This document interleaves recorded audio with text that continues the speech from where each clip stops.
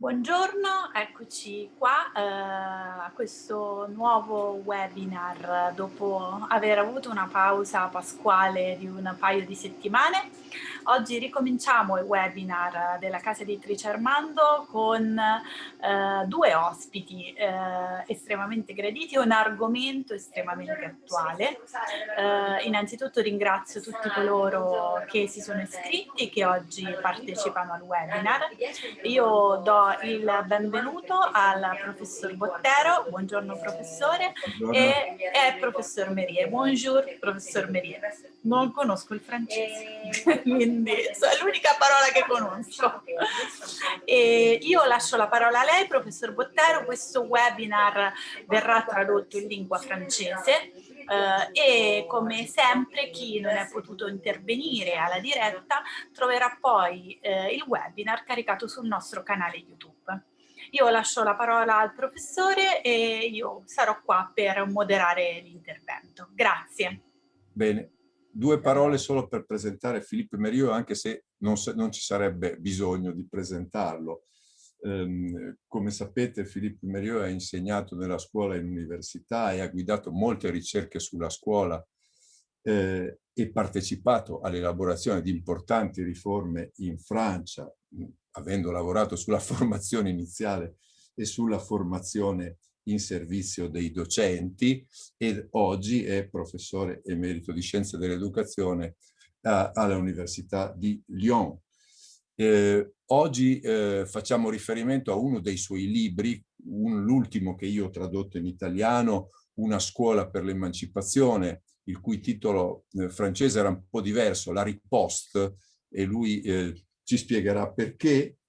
Il suo ultimo libro, però, che non è ancora stato pubblicato in italiano e che è molto interessante, si intitola Ce que peut encore l'école pour la démocratie, cerca di rispondere a una domanda cruciale di cui parleremo anche oggi, cioè di fronte alla crescita degli individualismi e degli integralismi può fare ancora qualcosa la scuola?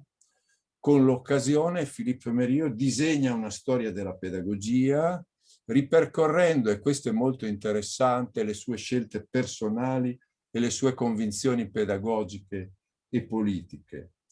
In Scuola per l'Emancipazione, La riposte, appunto, il libro precedente, Philippe Mérieux, tra l'altro, spiega perché rifiuta sia le nostalgie dei vecchi metodi, e sappiamo quanti siano i nostalgici anche in Italia, che lo spesso ingenuo spontaneismo di molti fautori delle scuole alternative che stanno sempre più diffondendosi in Italia, in Francia e non solo.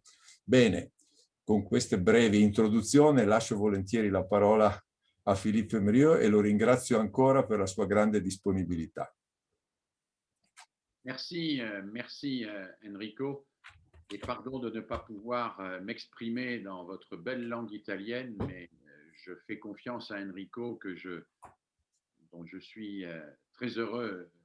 Il a déjà traduit plusieurs de mes livres en italien et il a lui-même publié récemment un livre sur la pédagogie freinée dont je vous recommande très vivement la lecture. Sì, Philippe Mérieux dice che si dispiace di non poter parlare in italiano, ma fa fiducia in me. Temo che sia una fiducia eccessiva, ma io lo ringrazio e ricorda che proprio per l'editore Armando anche io ho pubblicato ora un libro sulla pedagogia Freinet con la sua prefazione, di cui lo ringrazio molto. Je vous propose de commencer ces réflexions par quelques remarques en lien avec la crise sanitaire, plus globalement la crise sociale et politique dans laquelle nous vivons. Inizieremo con qualche osservazione che ha a che fare con la crisi sanitaria e con la crisi politica che noi stiamo vivendo.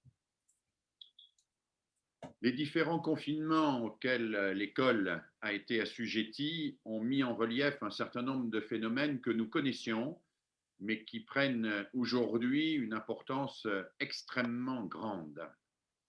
La crisi che noi abbiamo avuto di fronte mettono in evidenza alcuni fenomeni che oggi sono sempre più ingranditi e sempre più sono più messi in evidenza di quanto non lo fossero prima.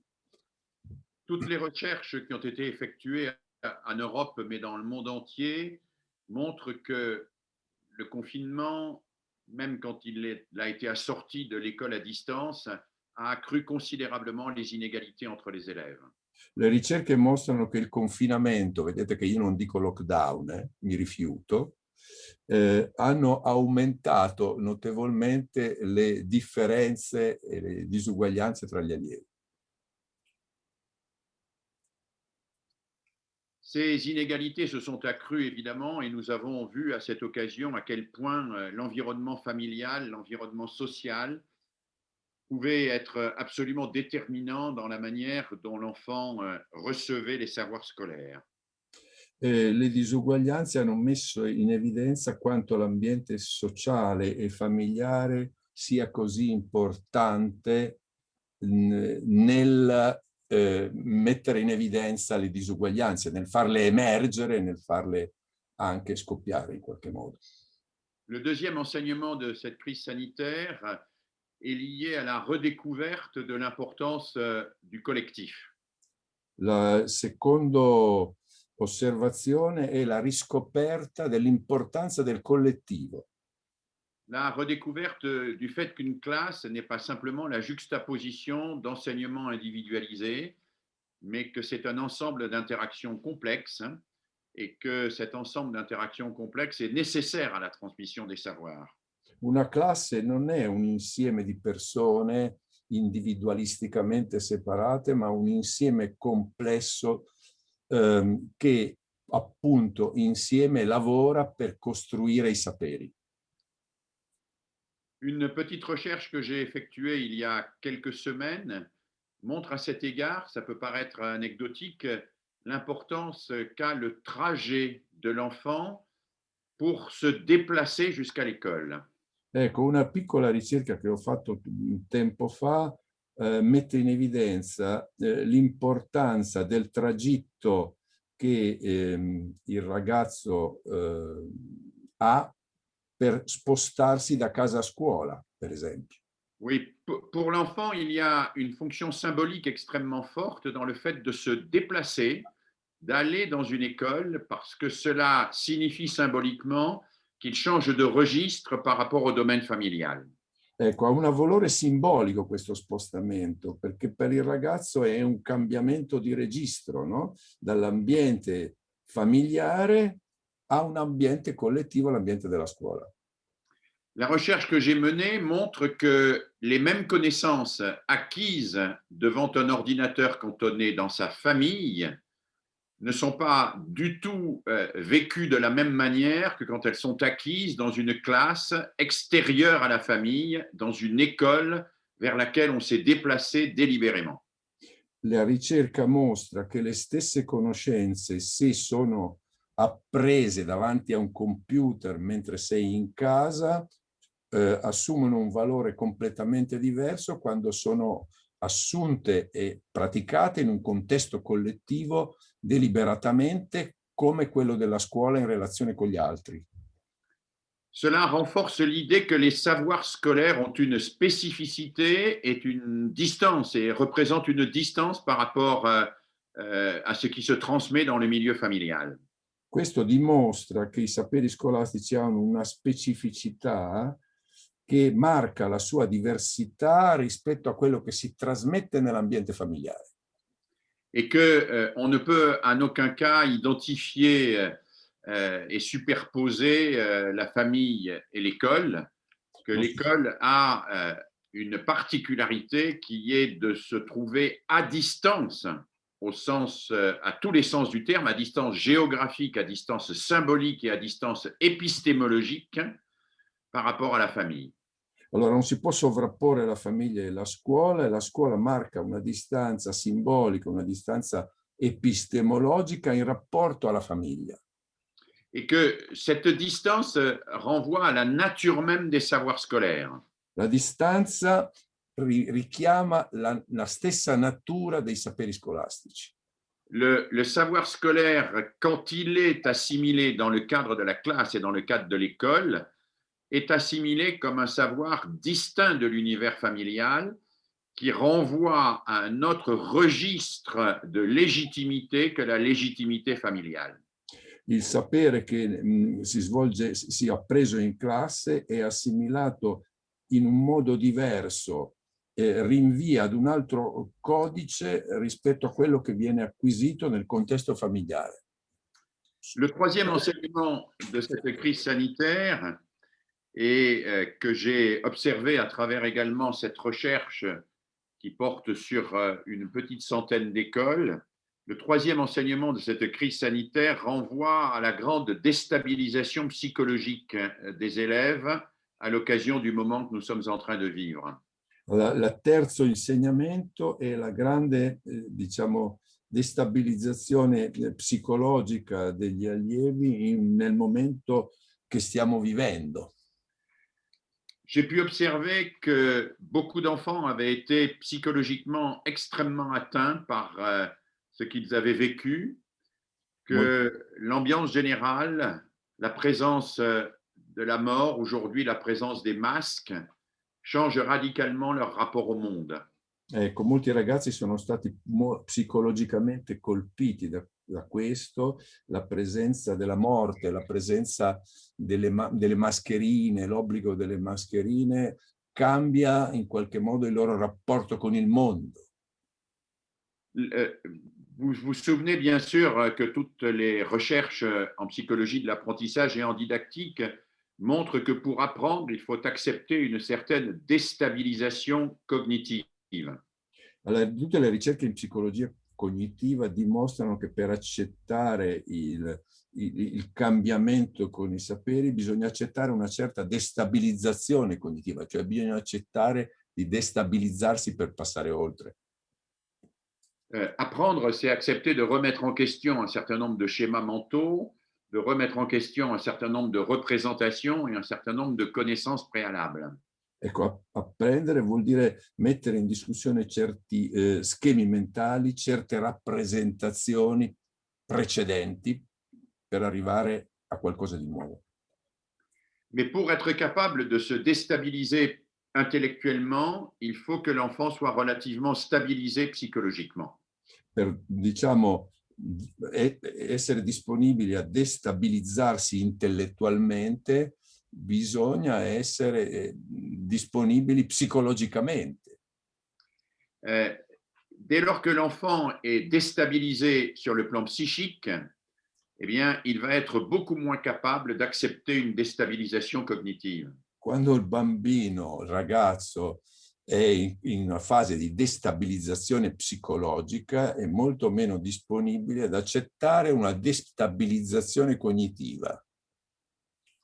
Les travaux que nous avons pu faire montrent que des enfants dont l'esprit est très occupé par l'angoisse engendrée par ce qu'ils vivent, eh bien, n'acceptent pas ou acceptent moins bien de remettre en question des représentations et de se confronter à des savoirs qui, d'une certaine manière, accroîtraient leur déstabilisation. Allora, i nostri lavori mostrano che l'angoscia psicologica che i bambini vivono diminuisce la loro disponibilità a questa destabilizzazione cognitiva, perché questa destabilizzazione cognitiva aumenterebbe questa loro angoscia, questa loro problematica. Alors, par rapport à cela, je pense que les gouvernements européens ont relativement mal réagi dans leur ensemble. I governi europei in rapporto a questo hanno reagito male collettivamente, complessivamente. Parce qu'ils ont essentiellement enjoint les enseignants à rattraper le retard qui a été accumulé en raison du confinement et de la pandémie. Perché hanno imposto agli insegnanti di recuperare il ritardo, no? In rapporto al confinamento e alla pandemia. Et ils ont beaucoup moins insisté sur la nécessité de construire dans l'école un univers sécure psychologiquement qui permettait de reconstituer les conditions de l'apprentissage. E hanno meno insistito sull'ambiente psicologicamente sicuro che permettesse di ricostruire le condizioni dell'apprendimento. En France, par exemple, on a expliqué aux professeurs qu'il fallait qu'ils rattrapent le retard en français, mathématiques, langue vivante. Mais je pense qu'il aurait fallu aussi leur dire qu'il était très important d'avoir des lieux d'expression où les enfants puissent dire leur angoisse, dire ce qu'ils avaient vécu. Il aurait été très important de développer l'éducation artistique et culturelle qui permettent de métaboliser les angoisses et qui permettent de retrouver un équilibre psychique.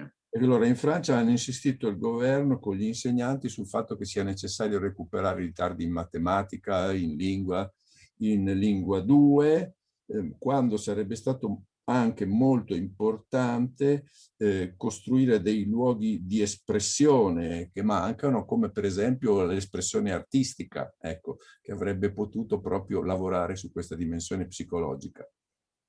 Je pense qu'il faudrait aujourd'hui, au regard de la fragilité psychologique des enfants qui arrivent à l'école, développer les techniques freinées du conseil, par exemple, et développer aussi la recherche sur les ateliers philosophie qui permettent aux enfants de verbaliser et de retrouver un cadre sécure, propice aux apprentissages.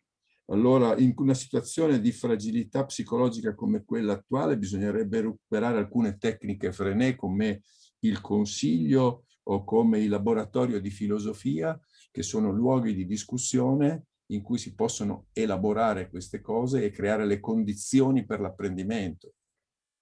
Mais ceci renvoie à quelque chose que nous allons approfondir, qui est une vision de l'efficacité de l'école qui ne prend pas en compte ni la dimension politique au sens noble du terme, ni la dimension d'émancipation de nos élèves, ni même la dimension de leur développement personnel. Questo rinvia a una visione, diciamo, puramente centrata sull'efficacia, diciamo, politica della nostra educazione e che non fa sufficientemente attenzione all'importanza del sviluppo personale. Alors, cela m'amène à la deuxième série de remarques que je voudrais faire avec vous et qui concerne précisément ce qui est en train de dominer l'école aujourd'hui, c'est-à-dire ce paradigme de l'école efficace. Ecco, la seconda serie di osservazioni mie farà riferimento al paradigma che domina la scuola oggi, che è quella della scuola efficace. Il y a eu un tournant extrêmement important dans les politiques scolaires et ce tournant s'est déroulé lors de l'année 2000, au cours de la première diffusion massive des résultats d'une enquête PISA. Abbiamo avuto un cambiamento importante nelle politiche scolastiche intorno all'anno 2000 che nasce dai risultati di un'inchiesta delle indagini PISA, OCSE PISA. L'enquête PISA n'a pas tous les défauts du monde, elle est utile, elle permet de découvrir un certain nombre de choses et en France, par exemple, elle nous a permis, d'enquête en enquête, de voir à quel point notre système creusait les inégalités. Sia ben chiaro, le inchieste PISA sono utili e hanno permesso, per esempio, di vedere le disuguaglianze che si possono osservare.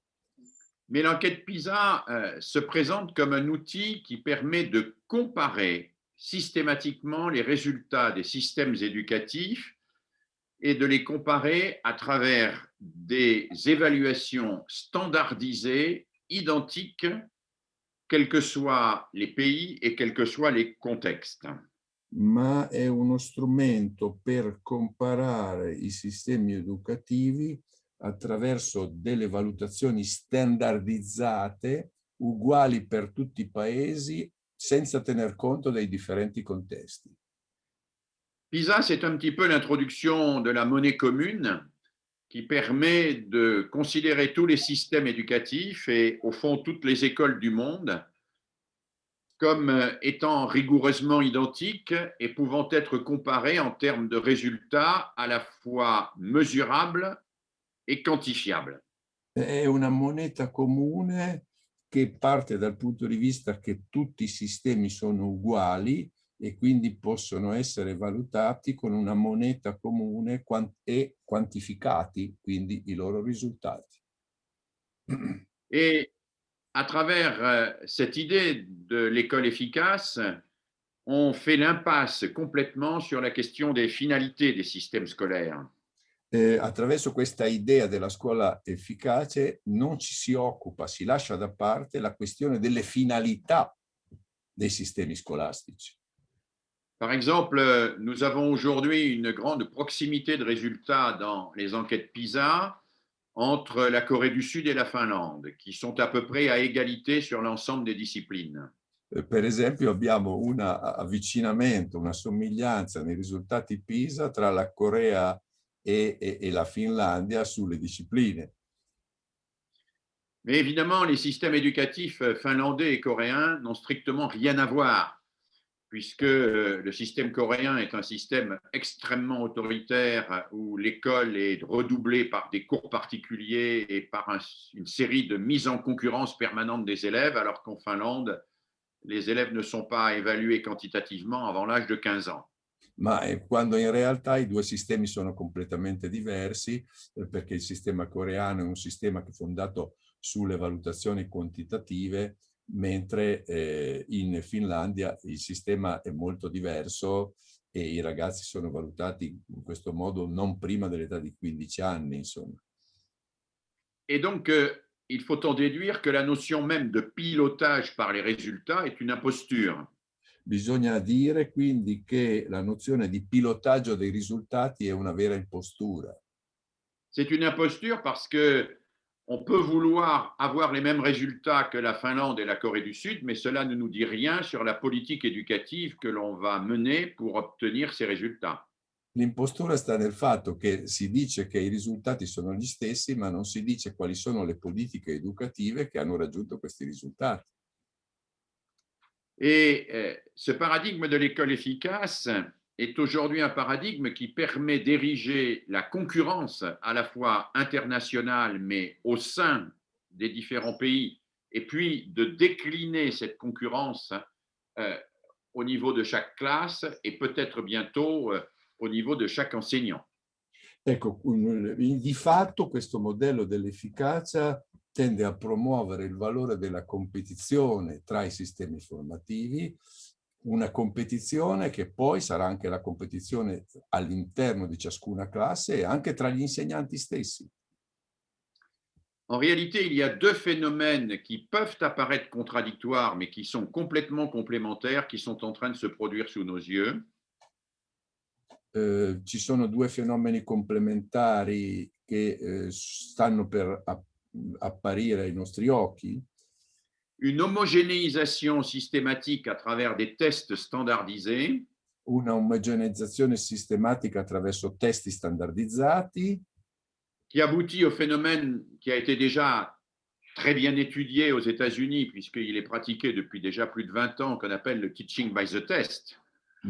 Che arriva a un sistema molto praticato negli Stati Uniti che è teaching by test. C'est-à-dire que l'on ne finit par enseigner aux élèves que ce qui est évalué, c'est-à-dire ce qui fait l'objet de procédures standardisées d'évaluation, mesurables et comparables. Vale a dire che ciò che è valutato deve essere soggetto a standardizzazione, valutabile e comparabile. Parentesi, ne sappiamo qualcosa in Italia. Voilà, et donc nous avons un système qui est plus ou moins basé, c'est un autre débat, sur l'utilisation de la notion de compétence, va vouloir piloter l'ensemble des écoles du monde entier pour permettre d'omogénéiser leurs critères d'évaluation. Un sistema basato su un certo concetto di competenza permette di introdurre un sistema di valutazione identico in tutti i sistemi scolastici. Et ce qui est paradoxal, c'est que cette homogénéisation a pour objectif la différenciation.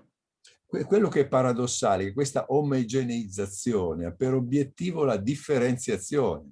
Parce que le fait d'utiliser les mêmes tests et les mêmes procédures d'évaluation partout, ça permet de comparer. Perché il fatto di utilizzare gli stessi test per tutti permette di comparare, quindi di differenziarli. Et donc de différencier et de mettre en concurrence. E dunque di differenziare e quindi metterli in concorrenza. Et cela aboutit à une remise en cause internationale et qui ne touche pas simplement l'Europe de la notion même de service public. Questo rimette in causa non solo in Europa la stessa nozione di servizio pubblico. Puisque, au fond, ce qui spécifiait les services publics, qui était le fait qu'ils étaient habités par une exigence garantie par l'État de qualité, est abandonné au profit d'une mise en concurrence qui devient, elle, la garantie de la qualité. Quindi è chiaro che in fondo ciò che caratterizzava il servizio scolastico, che era la qualità, viene messo da parte a favore della concorrenza che diviene essa stessa un segno di qualità. Dans l'idéal d'un service public, c'est l'État et les institutions qui garantissent par la formation des enseignants, qui garantissent par l'entretien des écoles, qui garantissent par la fourniture du matériel scolaire, etc., qui garantissent par l'organisation de l'école la qualité du service rendu aux citoyens. Ecco, nella logica del sistema formativo la qualità viene garantita attraverso i servizi che offre lo Stato al cittadino, quindi i materiali, la formazione e quant'altro. Alors que dans ce qui est en train d'émerger sous nos yeux, la qualité n'est plus garantie par l'État, elle est garantie par le fait que l'État met en concurrence les différentes institutions et que c'est cette concurrence qui apparaît aux yeux des parents comme la garantie de la qualité. Allora, la qualità non è più garantita dallo Stato, ma è garantita dalla concorrenza e per i genitori è proprio questa concorrenza che garantisce la qualità del servizio. Et donc, le service public et la notion même de service public, d'institution publique, est menacée, et pas simplement dans nos pays, la France et l'Italie, mais internationalement, nous vivons le même mouvement. Dunque il concetto di servizio, di istituzione pubblica è in discussione, è in crisi non solo nei nostri paesi, la Francia e l'Italia, ma a livello internazionale. Ce mouvement qui fragilise les services publics touche par exemple très fortement les pays du Sud. Questo movimento tocca molto i paesi del Sud. Les pays du Sud qui avaient construit dans les années 1980-2000, qui avaient tenté de construire des systèmes éducatifs forts, sont aujourd'hui dans une phase de régression du service public et de privatisation de ces systèmes éducatifs. Ecco, questi sistemi che degli anni 80-2000 avevano cercato di migliorare i loro servizi pubblici stanno vivendo una forte privatizzazione di questi servizi pubblici. In Italia ne sappiamo qualcosa, aggiunta di Bottero. Merci, Bottero. Et cela se conjugue, ce phénomène se conjugue avec une montée d'une réalité sociologique bien connue qui a été évoquée tout à l'heure, qui est celle de l'individualisme social. Questo si coniuga con una realtà sociale e sociologica che è la crescita dell'individualismo sociale. L'individualisme social qui apparaît pour l'essentiel avec la fin des sociétés holistiques dans les années 1960-1980. È una crisi che avviene con la fine delle società olistiche tra gli anni 60 e gli anni 80 del Novecento. Et qui renvoie chaque citoyen à une forme de suspicion à l'égard des institutions publiques. E che spinge ogni cittadino a una forma di sospetto rispetto e di diffidenza nei confronti dell'istituzione pubblica. L'institution publique n'est plus considérée comme incarnant le bien commun et elle est suspectée de ne pas servir mes intérêts personnels. L'istituzione pubblica non è più pensata come qualcosa che incarna il bene comune perché non serve più i miei interessi personali. Et ce phénomène ne touche pas simplement l'école, bien sûr, il touche aussi l'ensemble des institutions, l'institution de santé, l'institution des impôts, l'institution de la police. Toutes les institutions sont suspectées de ne pas suffisamment servir les intérêts des personnes et les personnes changent donc de comportement à l'égard de ces institutions. Questa diffidenza non tocca solo la scuola, ma tutte le istituzioni, cioè la sanità, le tasse, la polizia, che sono considerati non servire più i nostri interessi personali.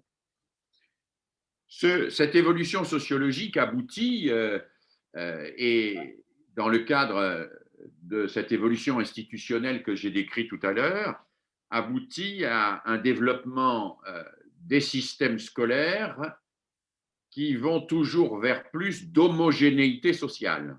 Questa evoluzione sociale va verso uno sviluppo dei sistemi scolastici che cambiano e stanno cambiando sempre di più.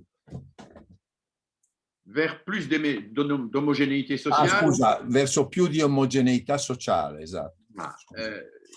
Les parents vont chercher l'école qui correspond à leurs aspirations propres, personnelles. I genitori cercano la scuola che risponde alle proprie aspirazioni personali. Et ces aspirations personnelles sont des aspirations en termes de réussite individuelle de leurs propres enfants, d'absence de risques sociaux, de capacité à se retrouver dans le même, dans la même complicité sociologique. Ecco, le aspirazioni personali, voglio dire, assenza di rischi sociali, meno necessità di confrontarsi e di entrare nella complessità psicologica, eccetera. Et ce phénomène m'amène à une troisième série de remarques sur les dangers que fait courir l'évolution actuelle à l'avenir de notre démocratie. E la terza in serie di osservazioni sono i pericoli per l'avvenire della nostra democrazia che derivano da tutto questo. Pourquoi ce danger? Parce que il me semble qu'une démocratie ne peut se construire que si l'éducation est à la fois une éducation à la liberté de penser et à la construction du commun. Perché la democrazia non si può costruire se non è una costruzione alla libertà di pensiero e alla vita comune, al pensiero comune. Je vais reprendre ces deux éléments. Apprendre à penser par soi-même d'une part, apprendre à construire du commun d'autre part. Due elementi, pensare da sé, pensare autonomamente e costruire il bene comune dall'altra parte. Questi sono i due elementi importanti. Il s'agit de deux exigences fondamentales depuis l'époque des Lumières, bien sûr, mais encore plus fondamentales aujourd'hui. Sono due esigenze fondamentali all'epoca dell'illuminismo, ma ancora più fondamentali oggi. Vous savez que Kant, quand on lui demandait de définir ce que c'étaient les Lumières, répondait par la formule « ose penser par toi-même ». En latin, sapere aude. Ecco, Kant ricordava che quando gli hanno chiesto, mi sembra nel libro, che cos'è l'illuminismo, e lui risponde pensa da solo, sapere aude in latino. Et on traduit souvent cela en France en disant « aie le courage de penser par toi-même ». E in Francia diciamo spesso è il coraggio di pensare con la propria testa. On voit bien que le courage de penser par soi-même est quelque chose d'extrêmement important à revivifier aujourd'hui. Il coraggio di pensare con la propria mente, con la propria testa è qualcosa di molto importante oggi. Pour essayer d'expliquer cela, je voudrais distinguer avec vous deux choses qui sont souvent confondues. Vorrei distinguere per spiegarvi questo due cose che sono spesso molto confuse, ecco, tra loro. D'une part, le désir de savoir et d'autre part, le désir d'apprendre. Da una parte il desiderio di sapere e dall'altra il desiderio di imparare, di apprendere. On croit souvent que tous les enfants veulent apprendre. Je crois que ce n'est pas vrai. Si crede spesso che i ragazzi vogliono imparare. Io penso che non sia vero. Je pense qu'ils veulent savoir, mais qu'ils préfèrent savoir sans apprendre. Io penso che vogliono sapere, ma vogliono sapere senza imparare, senza apprendere. Parce que apprendre, ça demande des efforts, ça prend du temps, ça gage du matériel et surtout, ça déstabilise Perché un apprendere, état cognitif antérieur. perché apprendere vuol dire destabilizzarsi, vuol dire prendere del materiale, vuol dire studiare e quindi affaticarsi. Or, ce que nous fournit la société aujourd'hui, c'est en permanence du savoir sans apprendre. Quello che ci offre la società oggi è un sapere senza apprendere. Elle nous fournit du savoir sans apprendre à travers l'ensemble des outils techniques à notre disposition que nous pouvons de plus en plus utiliser sans comprendre comment ils fonctionnent, ni même sans avoir lu le mode d'emploi. Lo fa attraverso gli strumenti tecnici che ci offrono, che noi utilizziamo senza sapere come funzionano, ecco, senza saperne la logica interna. Et puis, notre société fournit en permanence du savoir sans apprendre à travers les injonctions publicitaires, par exemple, les slogans qui donnent le sentiment de savoir la vérité, de posséder la vérité, sans avoir travaillé, essayé de réfléchir et de comprendre. Ecco, per esempio, la pubblicità, gli slogan ci danno il senso di avere appreso senza avere compreso, senza esserci sforzati di comprendere. Et les théories du complot sont évidemment une manière de pousser cette logique jusqu'au bout. Le teorie del complotto sono proprio un modo per portare questa logica fino alla fine, alle sue estreme conseguenze. Une théorie du complot, c'est une manière de savoir, sans avoir appris, comment le monde est organisé, où sont les bons, où sont les méchants, qu'est-ce qu'il faut faire et où nous allons. C'est une manière de donner de la certitude à des gens sans leur permettre de chercher par eux-mêmes la vérité. Ecco, le teorie del complotto sono un modo per dare dei saperi senza permettere alle persone di cercare con la loro testa la verità, un modo cioè per semplificare le cose. Et le populisme s'appuie toujours plus ou moins sur ce sentiment qu'il donne aux gens qu'on leur fournit des certitudes et que ces certitudes sont indiscutables, qu'elles vont leur permettre de vivre, d'avoir la sécurité, mais qu'ils n'ont pas besoin de se poser des questions, de chercher la vérité parce qu'on la leur donne et qu'elle est toute prête.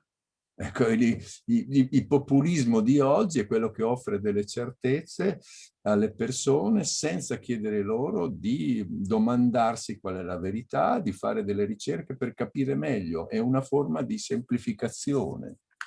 Le désir de savoir, c'est le désir d'être comblé par ce que l'on sait.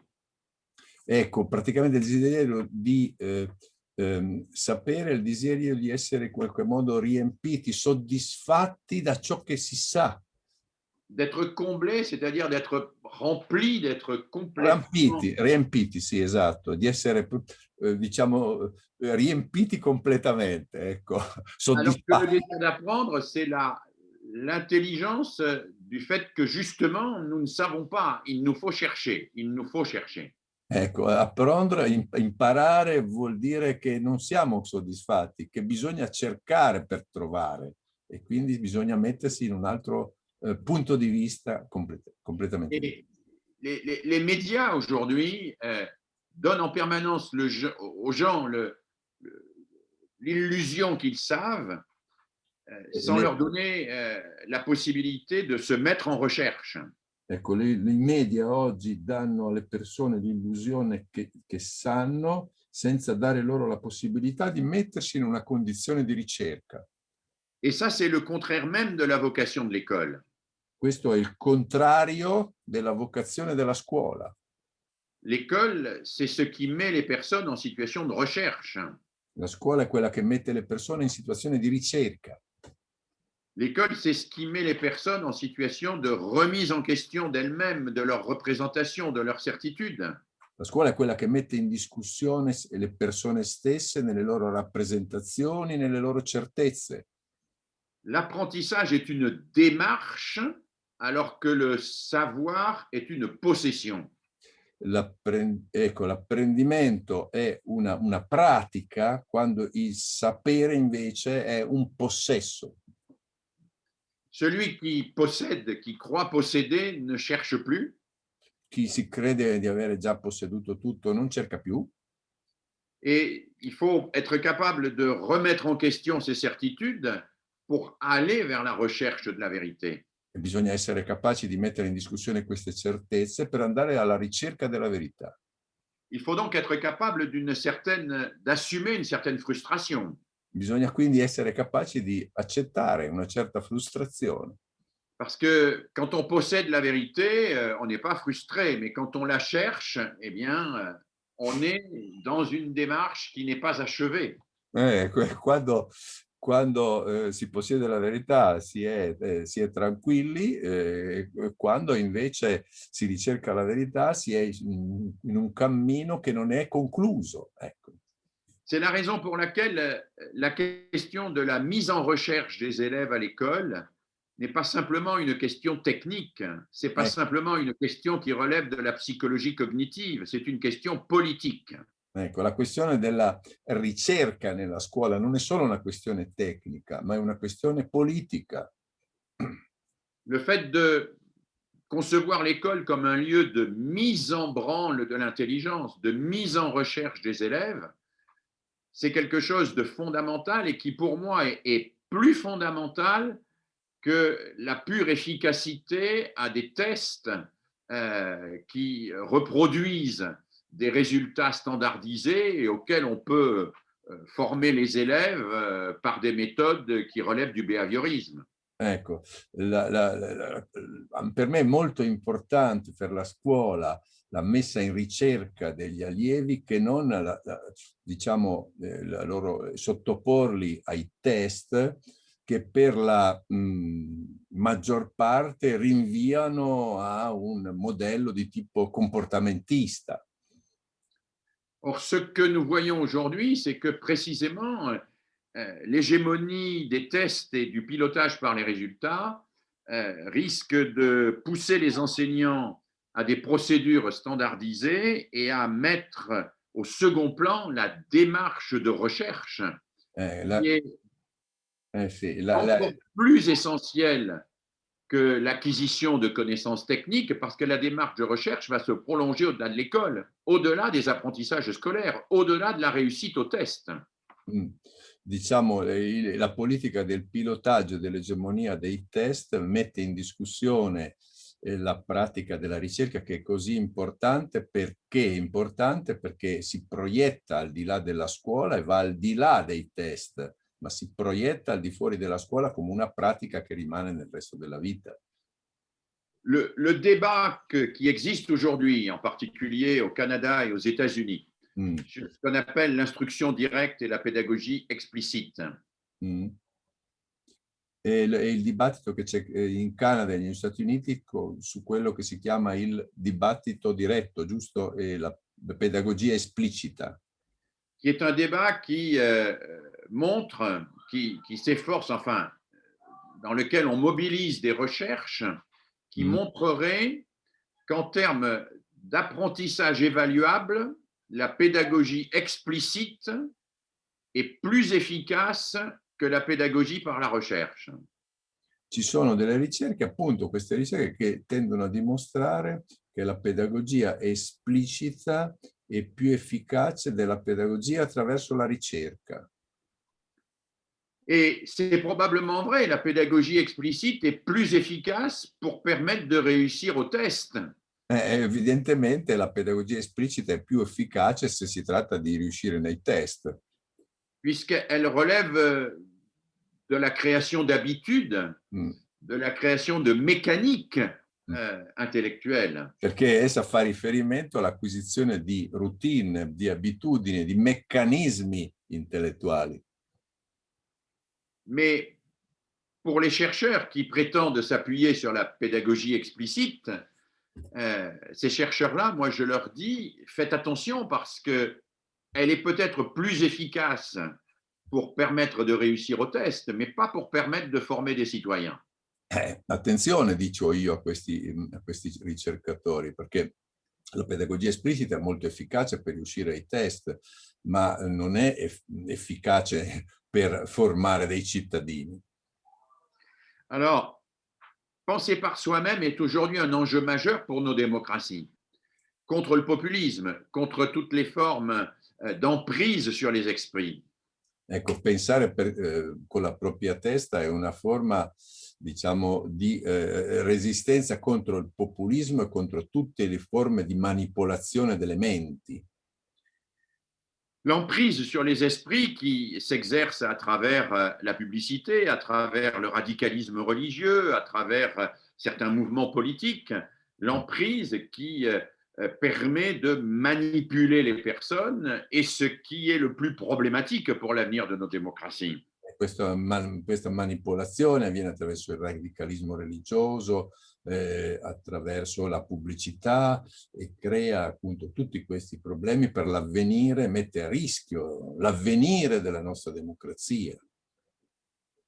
D'où cette idée forte que je défends beaucoup, à savoir mettons nos élèves en recherche de la vérité plutôt que de leur distribuer des vérités. C'est pas une affirmation didactique, ça. C'est une affirmation politique, ça. Mettiamo i nostri ragazzi alla ricerca della verità piuttosto che dare loro delle verità. Questa non è un'affermazione didattica, è un'affermazione politica. Alors, j'ai dit que la démocratie nécessitait deux choses. D'une part, d'apprendre à penser par soi-même et même d'apprendre à penser contre soi-même. Ecco, la democrazia non è solo imparare a pensare da se stessi, ma anche contro se stessi. Et je crois que le deuxième volet, la deuxième chose nécessaire à toute démocratie, c'est la construction du collectif. Ecco, la seconda cosa della democrazia è la costruzione del collettivo. Parce que il ne faut pas que le fait que chacun pense par soi-même aboutisse à un phénomène centrifuge qui fasse exploser la possibilité de faire société. Perché il fatto di pensare, non bisogna che il pensare per se stessi faccia poi esplodere la società e nascere l'individualismo e quindi mettere a crisi la formazione della società e della collettiva. D'où l'importance extraordinaire qu'a l'école pour faire découvrir l'importance du collectif. Da qui l'importanza straordinaria che ha la scuola per fare scoprire l'importanza, la centralità del collettivo. L'école est le lieu qui doit accueillir chacun avec sa singularité. La scuola deve accogliere ciascuno nella sua singolarità. Mais ces individus qui arrivent avec leur singularité doivent pouvoir partager les mêmes savoirs. Ma ecco, i bambini che arrivano, i ragazzi che arrivano con la loro singolarità devono poi condividere gli stessi saperi. Et ils doivent partager aussi les mêmes valeurs qui permettent de partager les savoirs. E devono condividere gli stessi valori che permettono poi di condividere i saperi. Le partage des savoirs, qui est au cœur du travail de l'enseignant, du travail scolaire, nécessite donc d'instituer des collectifs. Quindi la condivisione dei saperi richiede di istituire dei collettivi. C'est-à-dire d'instituer des collaborations, des coopérations qui permettent à chacun à la fois de progresser et de bénéficier de l'aide, de l'apport des autres en même temps que les autres bénéficient de son apport. In modo da permettere che ciascuno possa apprendere e crescere usufruendo dell'apporto degli altri, mentre gli altri possono beneficiare dell'apporto suo. Il y a une image que j'aime beaucoup utiliser pour exprimer cela et que j'emprunte à un psychosociologue américain qui s'appelle Elliot Aronson, c'est l'image du puzzle. Il puzzle, oui. Io faccio riferimento all'immagine di un americano, si chiama Elliot Aronson, e l'immagine del puzzle. Ouais. Elliot Aronson est quelqu'un qui était mobilisé aux États-Unis au moment où la ségrégation a disparu et où l'on a mis dans les mêmes écoles les enfants d'origine ethnique différente. Ecco, lui analizza i problemi che sono nati quando in America è stata superata la segregazione razziale, sono stati messi nella stessa scuola ragazzi di di differenti origini etniche e sociali. Cela a engendré énormément de violence, d'incompréhension, de refus réciproque. E questo ha generato un fenomeno di violenza, di rifiuto reciproco tra i ragazzi. Et donc Aronson a imaginé une technique d'enseignement qui consistait à organiser la complémentarité. Ha organizzato perciò un sistema, ha proposto un sistema di insegnamento per organizzare questa complementarità. Organiser la complémentarité, ça veut dire que tous les exercices et tous les travaux des élèves devaient être conçus de telle manière que chacun ne connaisse qu'une partie du contenu et de la vérité et qu'ils doivent échanger avec les autres pour que la construction collective permette d'appréhender l'ensemble. Questo vuole dire che ciascun ragazzo doveva conoscere solo una parte della verità e poi si doveva confrontare con l'altro per metterla insieme e costruire l'insieme insieme all'altro. Alors, il avait une technique que je résume en 2 mots, qui était très simple. E aveva una tecnica che io riassumo in poche parole, che era molto semplice. Il divisait la leçon en 5 parties, systématiquement. Divideva la lezione in 5 parti sistematicamente. Il donnait une partie de la leçon à étudier à chaque élève. Dava a ogni allievo il compito di studiare una parte della lezione. Tous les élèves qui avaient la première partie travaillaient ensemble pour approfondir la manière dont ils s'étaient approprié le contenu. Tutti i ragazzi che dovevano affrontare la prima parte lavoravano insieme per vedere come si erano impossessati, avevano studiato il contenuto.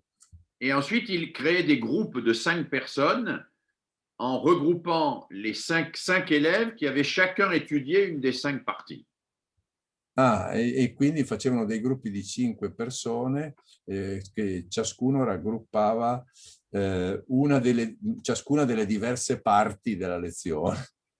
C'est-à-dire que son principe était que on ne pouvait accéder à la totalité que si on écoutait les autres et que si on s'appropriait ce que les autres savaient aussi et que si chacun acceptait de porter ce qu'il avait appris mais d'entendre ce que les autres avaient à lui dire. In questo modo, diciamo, ciascuno poteva arrivare alla verità completa solo se si confrontava con gli altri e quindi questo obbligo permetteva, come dire, spingeva tutti a doversi confrontare con l'altro.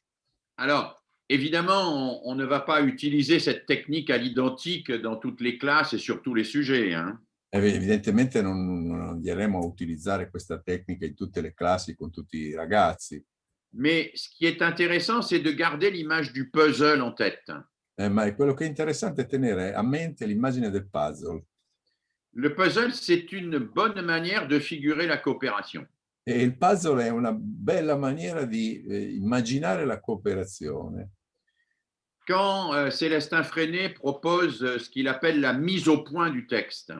Quando Célestin Freinet propone la aggiustamento, al perfezionamento del testo, dopo il testo libero. Il demande à un élève de venir présenter aux autres le texte qu'il a rédigé. E chiede a un allievo di presentare agli altri il testo che ha scritto. Et il demande aux autres élèves de suggérer des améliorations. E chiede agli altri allievi di fare i loro miglioramenti, le loro proposte di miglioramento del testo, di sviluppo. Mais ce qui est important pour Célestin Freinet, c'est que c'est l'auteur du texte qui va accepter ou refuser les modifications que proposent les Quello autres. che è molto importante è che è l'autore del testo che va accetta o rifiuta le proposte di modifica del suo testo. C'est-à-dire que les autres vont lui apporter quelque chose, mais il va devoir se poser intérieurement des questions sur la pertinence de ce que les autres lui disent. Vuol dire che gli altri ragazzi pongono delle domande, ma lui si deve interrogare sulla pertinenza dei problemi che loro gli pongono. Et donc, on arrive à quelque chose de très important là, que des psychologues comme Vallon ou comme Piaget avaient déjà bien théorisé. Si arriva quindi a qualche cosa di molto importante che psicologi come Vallon e Piaget avevano già teorizzato. C'est que l'intelligence est la socialité intériorisée. Cioè che l'intelligenza è la socialità interiorizzata. C'est-à-dire c'est la capacité d'être soi-même en intégrant les autres et à se mettre au service des autres. Che è la capacità di essere se stessi integrando gli altri e mettendosi a servizio degli altri. Alors, je crois que si on pousse un tout petit peu loin, un tout petit peu plus loin cette idée de la construction du collectif, il faut bien sûr aller vers des collectifs qui vont avoir des responsabilités. E se si va un po' più in là nella costruzione del collettivo, bisogna vedere dei collettivi in cui si pone il problema della responsabilità. C'est par exemple les collectifs tels qu'ils sont pratiqués dans la pédagogie Freinet ou dans la pédagogie institutionnelle. Per esempio, i collettivi che sono praticati nella pedagogia Freinet e nella pedagogia istituzionale. Des collectifs qui sont structurés d'une manière très rigoureuse. Dei collettivi che sono strutturati in modo molto rigoroso. Et dans lesquels on apprend à dépasser son point de vue personnel pour accéder au point de vue collectif. E in cui si impara a superare il proprio punto di vista personale per arrivare a un punto di vista collettivo. Ça, c'est un travail qui me paraît essentiel à faire à l'école pour former nos élèves à la démocratie. Questo è un lavoro molto importante da fare a scuola per formare i nostri ragazzi alla democrazia. Et donc, vous voyez qu'il y a ces deux éléments fondamentaux, à mon avis, aujourd'hui, à mettre en œuvre dans l'école d'une manière volontaire et acharnée, qui sont penser par soi-même et construire du commun. Ecco, quindi ci sono questi due elementi che oggi nella scuola è molto importante praticare, che pensare da se stessi con la propria testa e costruire un comune, un qualcosa di comune, un bene comune. Si l'école accepte d'assumer ces deux missions, elle pourra avoir une véritable fonction oméostatique par rapport aux dérives de la société. Ecco, se la scuola si assume queste funzioni, questo compito potrà avere una funzione omeostatica rispetto alle derive della società di cui abbiamo parlato. Je crois que l'école ne peut pas à elle seule changer la société, mais je pense qu'elle peut contribuer à faire exister des espaces qui permettent de transformer la société. Una scuola non può cambiare la società, ma può far esistere degli spazi, far crescere degli spazi che poi porteranno un contributo a cambiare la società. Et je voudrais terminer, avant de passer à la partie de discussion, en évoquant quelques pistes pour aller un tout petit peu plus loin, très concrètement dans la pédagogie. Per concludere vorrei indicare qualche pista per andare un po' più in là, un po' più lontano, concretamente nella pedagogia. La première piste, c'est que pour que l'école remplisse sa mission, il faut qu'elle assume qu'elle est un espace de décélération. La prima pista è che la scuola deve l'idea che è uno spazio, un luogo di decelerazione. C'est-à-dire que dans un univers où tout va très vite, elle doit aider l'enfant à surseoir à ses impulsions pour prendre le temps de la réflexion. In una società in cui tutto va molto veloce, deve insegnare a attendere, di fermare i propri impulsi. La décélération, ça veut dire d'accepter de ralentir, d'être attentif à l'expression de chacun, de donner du temps pour réfléchir et de ne pas être en permanence à la course dans des acquisitions qui seraient des acquisitions mécaniques. Ecco, attendere vuol dire darsi il tempo di riflettere e non farsi prendere dalla corsa che porterebbe a degli apprendimenti meramente meccanici. La deuxième piste serait de développer beaucoup plus que nous ne le faisons aujourd'hui, la rencontre avec les objets. Ecco, la seconda pista è fare molto di più rispetto a quello che facciamo oggi, l'incontro con gli oggetti. Il y a un a priori défavorable contre tout ce que l'on a appelé le travail manuel, qui serait le contraire du travail intellectuel. Ecco, noi abbiamo un a priori sbagliato che è il fatto che secondo cui il lavoro manuale sarebbe il contrario del lavoro intellettuale. Or, c'est exactement l'inverse en réalité. In realtà è assolutamente l'inverso. Un philosophe que j'aime beaucoup, Matthew Crawford, un philosophe américain, a travaillé sur ces questions depuis de nombreuses années et a montré que le développement de l'intelligence était profondément lié à l'activité de la main. Un filosofo che io amo molto, che si chiama Matthew Crawford, ha dimostrato che lo sviluppo dell'intelligenza è molto legato all'apprendimento e all'utilizzo della mano. Et que l'enfant doit rencontrer des objets, doit fabriquer des objets, doit être confronté à la résistance des objets.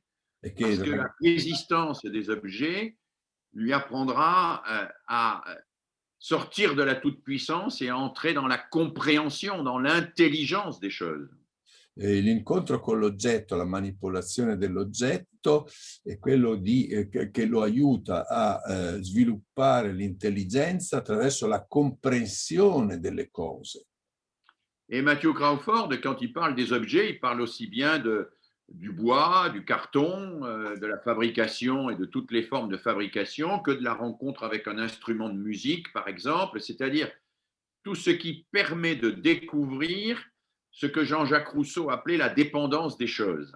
Ecco, l'incontro con l'oggetto, che sia appunto il legno o qualunque altro oggetto, permette al ragazzo di acquisire quello che Rousseau chiamava la dipendenza dalle cose. Vous savez, Rousseau distingue dans les Mille la dépendance des hommes et la dépendance des choses dans l'éducation. Et il montre que éduquer, c'est mettre l'enfant dans la découverte de la dépendance des choses, pas de la dépendance des hommes. Voi ricordate che nell'Emilio Rousseau parla della dipendenza dagli uomini e della dipendenza dalle cose, e lui dice che la dipendenza, che il compito dell'educazione è quello di far apprendere la dipendenza dalle cose, non la dipendenza dagli uomini. Dans la dépendance des hommes, dit Rousseau, l'enfant va apprendre la désobéissance et la dissimulation. Dans la dépendance des choses, il va apprendre les lois de la nature et il va se confronter avec quelque chose qui lui résiste et avec quoi il devra travailler. Con la dipendenza dagli uomini impara la disobbedienza e la fuga, mentre con la dipendenza dalle cose incontra qualche cosa che gli resiste, con la quale, nel mondo della natura, e con la quale andrà a lavorare, sarà costretto a lavorare. Et Matthew Crawford insiste sur le fait que la réintroduction dans nos écoles de toute une partie de manipulation, de travail manuel, de fabrication, est extrêmement indispensable aujourd'hui parce que ça va être un contrepoison par rapport à l'hégémonie des écrans et que ça va permettre aussi de former à l'attention. Ça fabrique ce qu'il appelle des dispositifs attentionnels. Ecco, Matthew Crawford nota come il lavoro manuale può fabbricare dei dispositivi attenzionali e va in controtendenza rispetto all'eccessivo condizionamento delle attività meramente virtuali come quelle tecnologiche a cui tutti noi siamo soggetti. Alors, je vais énoncer les autres pistes parce que j'aurai peut-être pas le temps de toutes les développer, comme l'heure tourne. La troisième piste, je l'ai évoquée tout à l'heure, c'est la mise en recherche systématique, c'est l'enquête. La terza pista è la messa nell'attività di ricerca sistematica, l'inchiesta. Alors l'enquête, c'est John Dewey qui a beaucoup insisté sur la fonction éducative de l'enquête en montrant que l'enquête, c'est l'apprentissage d'une connaissance authentique parce qu'elle renvoie à des savoirs authentiques. Hein. La ricerca, l'inchiesta è stata appunto sviluppata soprattutto da Dewey perché l'inchiesta rinvia dei saperi autentici. Alors, je pourrais citer, parce que c'est quelque chose que Enrico m'a fait découvrir, le film extraordinaire tourné dans les années par Vittorio De Seta, je crois, c'est ça? C'est ça, années 90. Le journal d'un maître d'école. Hein? Sì. Et on voit là, avec une force fantastique, le pouvoir de l'enquête.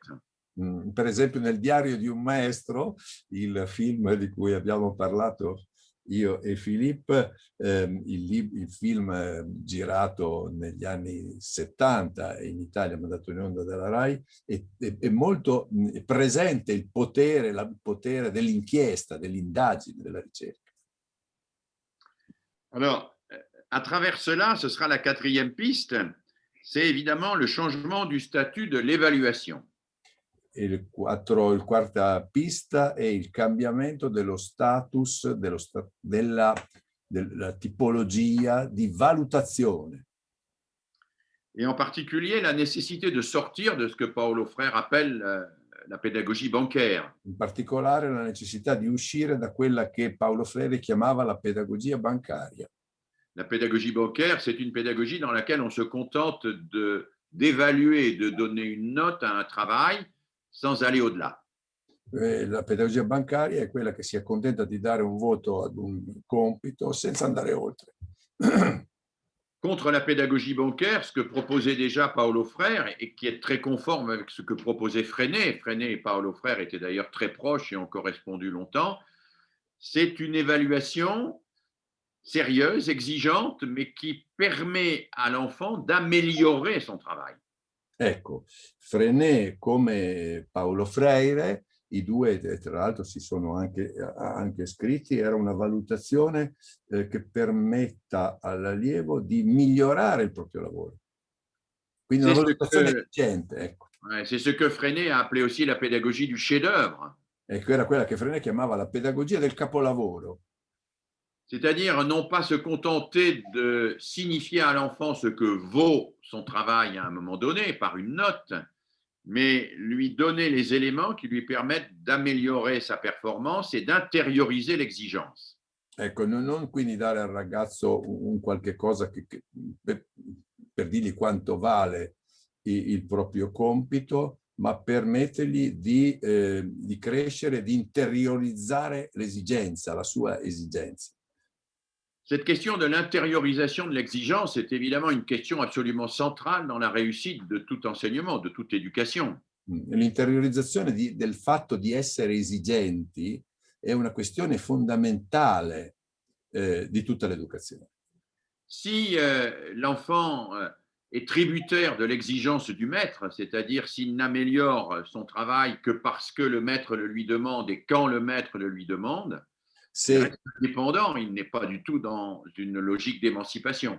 Certo, se il ragazzo si muove sull'esigenza del maestro, resta dipendente del maestro e non lavora, non affronta un percorso di emancipazione. Et donc, le rôle de l'école, le rôle de l'éducation, c'est de faire intérioriser l'exigence, c'est que chacun devienne plus exigeant à l'égard de soi-même. Quindi il ruolo della scuola è quello di fare interiorizzare l'esigenza di essere esigenti con se stessi. Et cela nécessite de revoir complètement nos procédures d'évaluation. E questo richiede di rivedere completamente i nostri modi di valutazione. Par exemple, le système de brevet chez Freinet est un système extrêmement intéressant pour l'évaluation. Per esempio, il sistema dei brevetti di Freinet è un sistema molto interessante per la valutazione. Voilà, et puis je termine par une cinquième piste, mais que j'ai évoquée tout à l'heure et sur laquelle je ne reviens pas longuement, qui est la force des institutions et la nécessité de construire des institutions. E concludo con un'ultima pista, che è la forza delle istituzioni e la necessità di costruire delle istituzioni. C'est Fernand Houry qui disait que dès qu'il y a deux enfants et un seul savon, et que les enfants doivent se laver les mains, soit il y a une institution, soit il y a de la violence. Quando Fernand Houry diceva che quando ci sono due ragazzi c'è un solo sapone, allora il risultato è che o ci sono delle istituzioni o c'è la violenza. L'institution, c'est compliqué à construire parce que ça se fonde sur le refus de la violence et qui, lui, ne se discute pas. Mais les règles, elles, s'élaborent collectivement. Il y a donc une loi qui s'impose e des règles qui s'élaborent. E l'istituzione è difficile da costruire perché prima di tutto è il rifiuto della violenza e l'assunzione di regole nuove che si elaborano.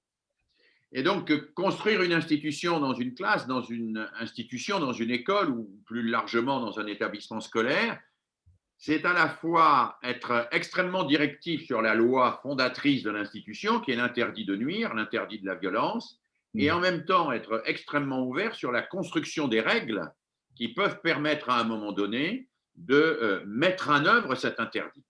Quindi costruire un'istituzione vuol dire essere estremamente fermi sui postulati fondamentali, ma nello stesso tempo essere disponibili a discutere sulle leggi che permettono all'istituzione di nascere e di condividere delle regole comuni.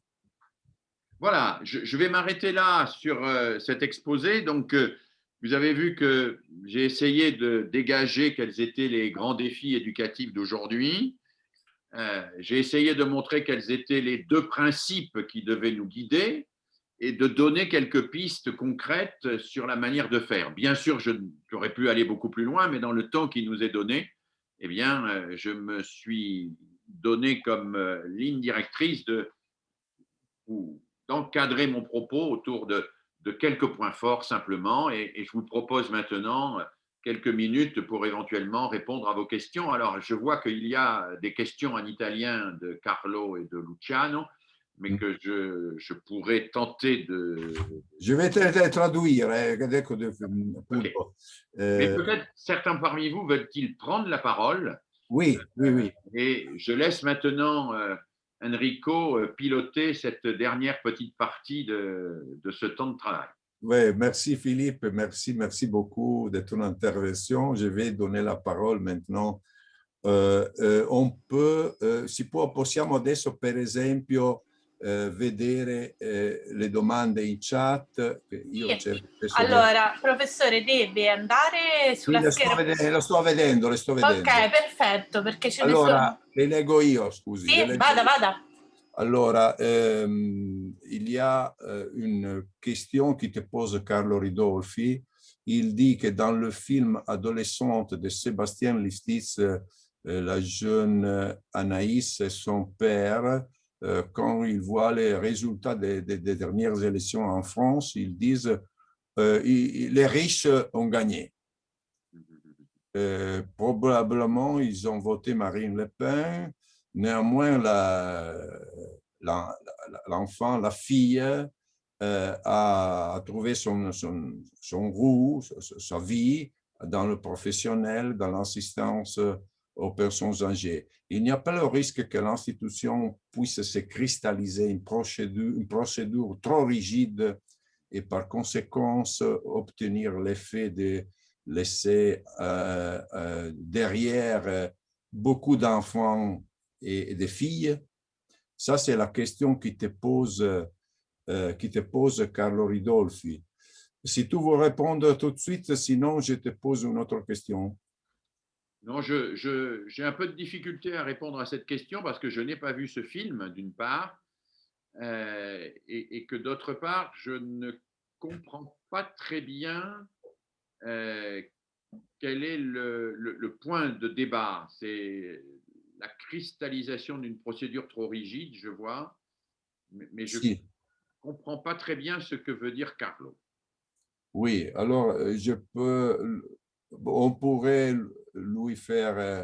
lui dire de poser la question directement, mais je pense qu'il veut dire que ici en Italie, il y a souvent des procédures, des institutions trop rigides qui souvent empêchent les enfants défavorisés de faire leur route. Mais il parle bien sûr pas des institutions qui naissent dans l'école, mais des institutions publiques, de services publics. Hein. Tu sais qu'en Italie, nous avons beaucoup de problèmes sur le bon fonctionnement des services publics. Hein. On le voit pendant ces jours avec le vaccin, par exemple. Donc, c'est un problème très fort chez nous en Italie, non? La mauvaise organisation presque de beaucoup de services publics. Et donc, c'est ça le problème, un peu de méfiance face aux institutions, peut-être. Oui, je partage cela, bien sûr. Hein. Je crois que c'est un vrai danger. Je pense que les institutions se crispent souvent sur des procédures en oubliant leur finalité. Lui pensa che spesso le istituzioni si centrano sulle procedure dimenticando le finalità, questo è vero. On peut peut-être regarder la question de Luciano. La questione di Luciano, il dit que l'école est fonctionnelle à la société et va créer la société et la crée pour se reproduire. C'est important l'idée qu'il y a des espaces où on puisse modifier la société dans l'école. Mais là sont des combats singuliers de personnes. On ne doit pas faire naître une situation collective parmi les enseignants. Et comment cela pourrait naître dans une institution, un changement de l'institution même, le colloque, le soutien de l'extrascolaire dans l'éducation peut être un facteur de changement de l'institution. Et puis, il te remercie d'avoir parlé avec des mots si clairs de le pouvoir qui est toujours lié à soi-même et du pouvoir de service. Et en Italie, il est du CMA de Padua et il dit qu'en Italie, il y a un peu de crainte à parler de cela. Merci à Luciano, d'autant plus que je connais bien les CMA pour présider les CMA français, donc c'est un camarade très proche auquel je m'adresse. Oui, bien sûr. D'abord, je crois que on ne peut pas parler d'une détermination absolue de l'école par la société. L'école fait ce que la société lui demande, mais elle a aussi une marge d'autonomie. Elle peut aussi être un contrepoison aux dérives de la société. Et on a des exemples dans l'histoire où l'école a pu être un contrepoison aux dérives de la société. Allora, traduco solo un attimo. Sì, la scuola dipende dalla società, ma ci sono degli esempi storici in cui la scuola ha potuto essere, dimostrarsi di essere un elemento di cambiamento della società stessa. En France, par exemple, quand Jules Ferry veut faire entendre l'idée de laïcité, qui n'est pas du tout une idée dominante dans la société, il va le faire par l'école. Ecco, Et l'école va réussir à le faire.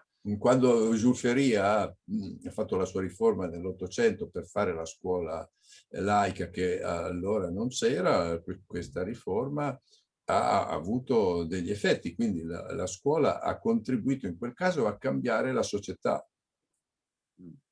Et alors, sur l'autre point que soulève Luciano, bien sûr, je partage totalement l'idée qu'il y a d'autres lieux éducatifs que l'école. Et au CMEA, nous sommes très attachés à développer d'autres lieux éducatifs que l'école.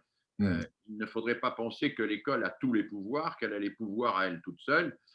Elle a besoin des familles, des parents, elle a besoin des associations, elle a besoin d'une mobilisation éducative de l'ensemble de la société. La scuola, quindi certamente io non voglio dire che la scuola deve agire da sola, anzi la scuola ha bisogno delle famiglie, ha bisogno dei genitori, ha bisogno delle associazioni e di impegno collettivo nella società per fare questo cambiamento. La scuola da sola non può. On ne peut pas demander à l'école de faire à elle toute seule le contraire de ce que dit ou de ce que fait la société. C'est la raison pour laquelle, si je me suis attaché à l'école, c'est parce que c'était dans le titre aujourd'hui de cette intervention, mais je crois au nécessaire engagement de toute la société pour son éducation et pour sa jeunesse.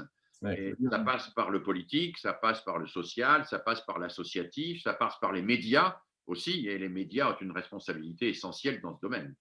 Io mi sono occupato oggi di scuola perché questo era il nostro tema, ma la scuola non potrà cambiare nulla contro la società. Questo vuol dire che deve essere coinvolta la società, vuol dire coinvolgere le persone, le associazioni, per esempio i media, che hanno un ruolo molto importante nel cambiamento e nell'orientamento della società oggi.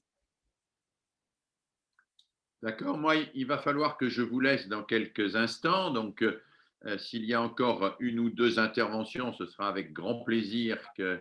Alors, peut-être il y a encore une intervention de... Ah, il y a en français, donc c'est superbe. C'est superbe. Mauro Antonini, lui, il travaille en France. Il travaille... Ouais. Si tu veux parler, Mauro, tu peux aussi parler, hein, si tu veux. Alors, mais je vais te lire parce que tu dois nous laisser pendant quelques temps. Je vais te lire les questions en italien.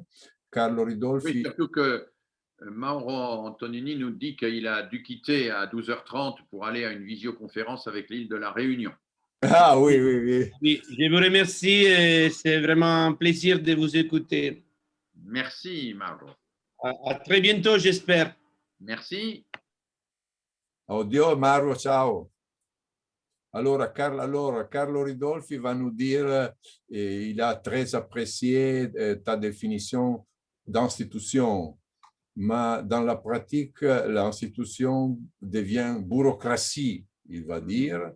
Puis, il y a Carmelo Presic qui dit que souvent, les théories complotistes, les complotistes sont convaincus d'être personnes en recherche, qui ne se contentent pas de la vérité diffusée par les médias nationaux. Mais c'est une provocation, cela. Vous ne croyez pas qu'une posture de recherche si superficielle puisse mener dans la direction opposée à celle que nous voulons? Oui, bien sûr. C'est pour ça que le rôle de l'éducateur, le rôle de l'enseignant est fondamental pour que ce soit une recherche authentique.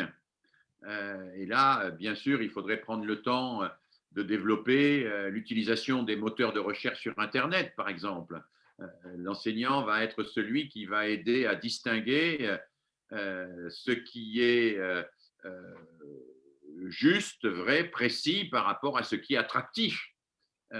On peut chercher, mais chercher dans le sens du plus vrai, du plus précis, du plus juste, ou de ce qui est le plus attractif et le plus satisfaisant sur le plan narcissique.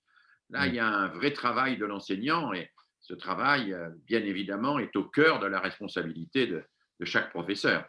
Ecco, quindi io volevo dire che è proprio questo assume e ci fa pensare quanto è importante la scuola perché possa lavorare nella direzione di una ricerca vera di ciò che è vero e non solo di ciò che è più attrattivo, di più emozionale, di ciò che, in modo che si possano su internet fare delle ricerche vere e non solo di ciò che è più attrattivo e ci illude di sapere quando non sappiamo. Questo è un compito importante dell'attività personale di ogni insegnante.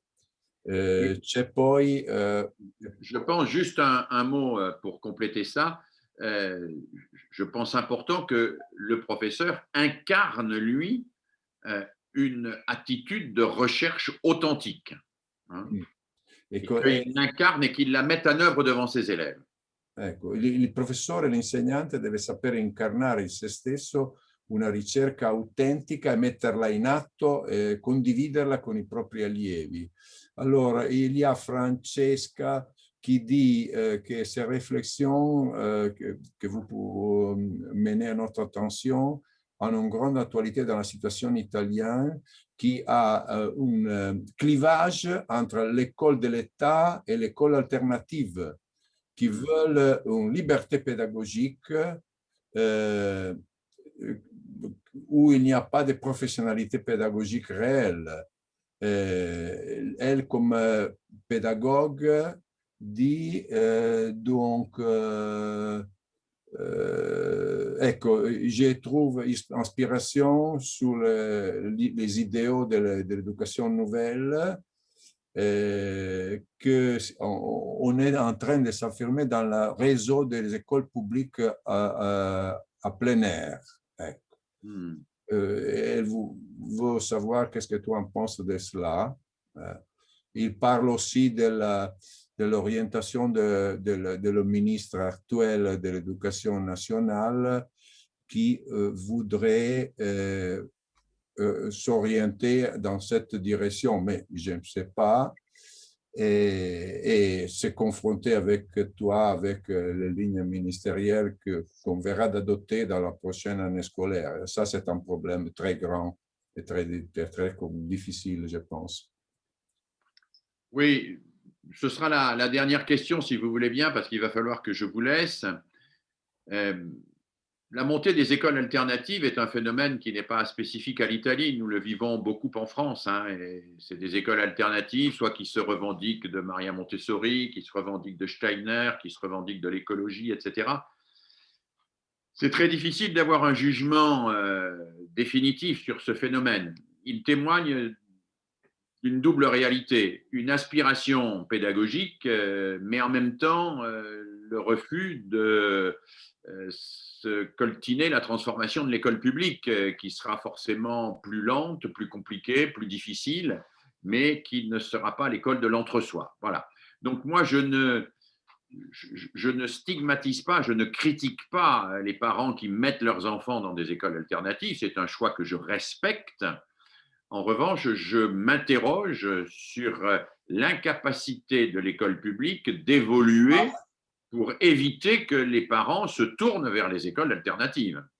Io non dico, è un fenomeno quello delle scuole alternative molto diffuso anche in Francia, ci sono scuole montessoriane, steineriane, eccetera, che nascono appunto dalla scelta pedagogica delle persone e dall'altra dai problemi, però questo dall'altra parte pone dei problemi, come dire, che è il problema che ci dobbiamo porre noi, di attenzione al miglioramento della scuola pubblica. Ecco, quello che ci dobbiamo porre è proprio questo problema, come possiamo migliorare la scuola pubblica pur rispettando, come io rispetto, le scelte di questi genitori che